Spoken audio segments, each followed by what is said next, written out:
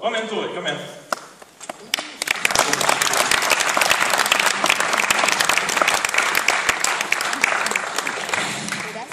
Kom igjen.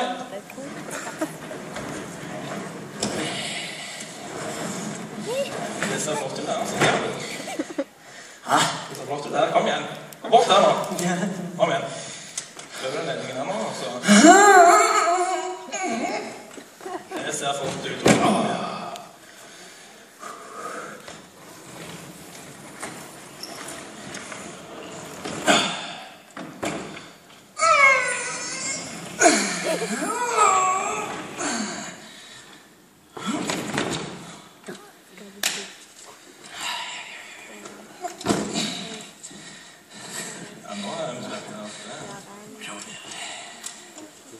Jeg er ganske spent selv, skal jeg si deg.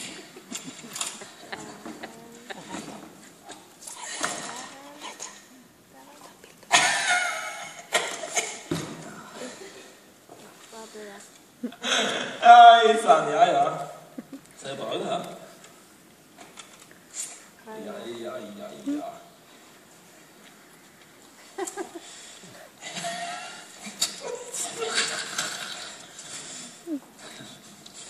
Hva er det der for noe? Det der, den tingen der.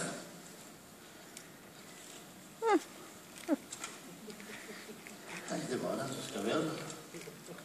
Bare at du kan bruke den. Oi, det er helt fett, det. Klarer du den da, Tore? Så jeg bort. Kom igjen.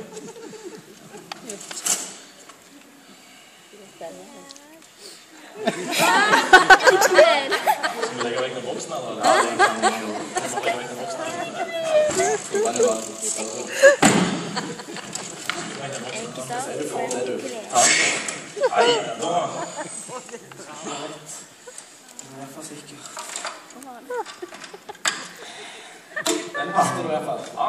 Det er jo god greier. Hei, May-Britt. Vi ville bare spille en sang siden alle har allerede gjort det. Siden alle har tog et musikalt innslag. Så kom det frem disse boksene her, og så tenkte vi å spille. Jeg prøvde først med noen sånne drillgreier, men vi slo ned både ordfører og noen likmann bak her. Så tenkte vi dropper det. Ta det andre dagen. Ja, det gjør vi. Ja, det må prøve da. Vi bare prøver. Ok. Kjent sang, så hvis dere vil synge med, så er det bare til å... Sant? Ja. Ok. You are my sunshine, my only sunshine. You make me happy when skies are gray. Never notice how much I love you, but please don't take my sunshine away. Do take this!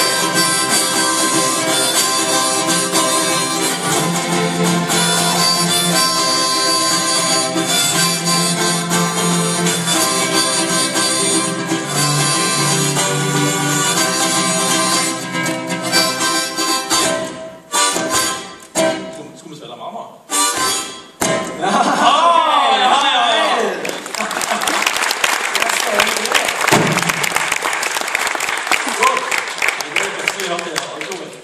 Da fikk jeg jo gjort det. Fantastisk. For energi.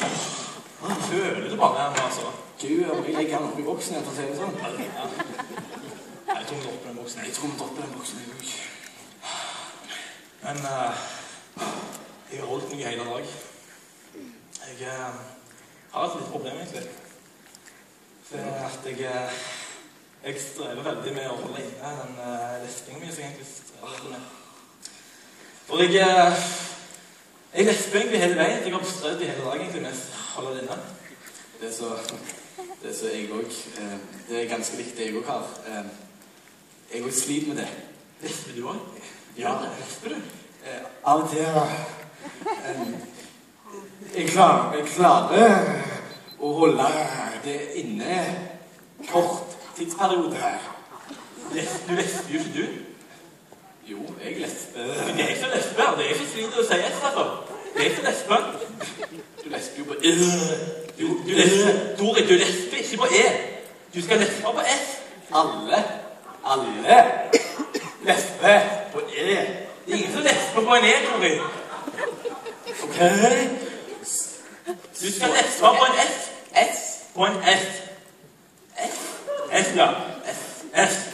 S. Nå har jo egentlig bare feil. Nei, ja, men altså, det er bra at du har lært deg litt. Ja, en feil her og der, Ja, men... det gjør ikke det, men altså... Putt! Men altså, har du... Fordi altså, jeg lesper på andre bokstaver enn S da, altså. Du gjør det. Jeg lesper på C. C. Jeg lesper på X. Og jeg lesper på Z. Og så, sant? Men jeg lesper ikke på campingvogn. Ikke på campingvogn. Campingvogn. Lesper du på campingvogn? Alle lesper på campingvogn. Det er ingen som lesper på campingvogn. Alle lesper på campingvogn. Hvordan lesper du på campingvogn? Campingvogn. Campingvogn. Campingvogn. Campingvogn. Nei? Det er der du tar feil. Campingvogn er en topp. Campingvogn er noe bak bilen som du kan bo i. Campingvogn. Campingvogn. Så ja, Campingvogn. nå er det nærmere. Ok, men da har vi lært oss det. Campingvogn. Campingvogn. Du lesper litt feil du også. Ja, ingenting er feil. Neste problemet mitt, det er at jeg dobbelt lesper. Oi. Når det kommer to S-er, to Z-er etter hverandre, så dobbelt lesper jeg. Sånn som når jeg skal si jassasas, eller bussasas, eller bussesen, så det verste er det bussesen holder tassasen. Men du, den slår an den der bussen som holder på flyplassen. Den tar jeg av. Den stiger med, for å si det sånn. Ja, men altså, det er liksom det verste. Men jeg synes det er så egentlig det verste, vil jeg sagt. Det er når jeg skal ut og sjekke damer på byen. Den sjekker. Klassisk. Sånn. Så når jeg er ute på byen, så pleier jeg liksom også ta i resten av de ordene. Ja, stemmer jeg også. Så jeg sånn, hei du, hønne jente, kan jeg propandere en pil på deg? Ja, sant. Det er så problemer. Og så spør sånn, skal du være med på nachspiel hos kompisen min? Og da er det 50% sjanse for at de stikker. Og så da sånn 45% av de 50, enten så er de døve, eller så er de fra Polen, ikke forstår en dritt. Så da sitter jeg igjen med sånn cirka 5%. Og så da kommer jeg til den kviden og sånn. Og da sier jeg, kan jeg få kutte deg på dine bandettige lepper? Og da ryker 4,5%. Ja, sant. Da ryker jeg. Så da sitter jeg igjen med 5%. Nei, 0,5. 0,5. Og det var liksom hun Margrethe i 07. Nei, jeg er så lei av den historien, da. Kan du ikke fortelle en annen historie? Ja, men altså, det var... Den 2007-historien har kommet så mange ganger. Det er 5 år siden, men det er 0,5%. Det er ingenting. Nei, ok. Så det er sånn at det er jo... Altså, mestparten lyst er jo litt, når det kommer til din synes, mestparten at det er godt med de tunga. Men når det blir for mye, det synes de er litt bedre, eller? Ja, du kjenner den nå, ja, kom igjen. Tungefuff! Og nå dømmer de karen her. Ja, det må vi ikke glemme det. Kassen kan du bare hive, men... Den var drivet, ok. Ja, det var bra. Takk, Daniel.